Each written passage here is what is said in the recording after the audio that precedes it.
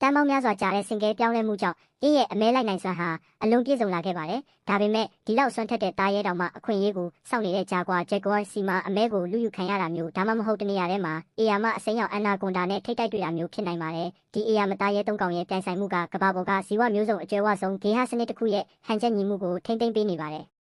ကိုလံဘီယာအမေဇုန်ဒေသမှာတော့အနက်ရောင်ကင်မန်မိကျောင်းဟာမှောင်မိုက်တဲ့ရေအောက်မှာတိတ်တဆိတ်ဆောင်ဆိုင်နေတတ်တဲ့တားရဲဖြစ်ပါတယ်။တိတ်ဆိတ်နေတဲ့မြစ်တစင်းကိုစက္ကန့်ပိုင်းအတွင်းတွေးပြက်ဖွယ်တိုက်ခိုက်မှုဖြစ်ပြောင်းလဲပစ်နိုင်တဲ့စွမ်းအားကိုပိုင်ဆိုင်ထားပါတယ်။အမေဇုန်ရဲ့ရေညှိအိုင်တွေထဲမှာလုံးဝတိတ်ဆိတ်စွာလှုပ်ရှားနိုင်ခြင်းရဲ့တင်ကေတတစ်ခုပေါ်ထွက်လာပါတယ်။အဲ့ဒါကတော့တိတ်ပံအမီ Unax Marinus လို့ခေါ်တဲ့အစိမ်းရောင်အန်နာကွန်ဒါဘာဗင်းဟာရေဆိုမြေဒေသရဲ့ဘရင်ဖြစ်တယ်လို့ကမ္ဘာပေါ်မှာအလေးချိန်အများဆုံးငွေလဲဖြစ်ပါတယ်။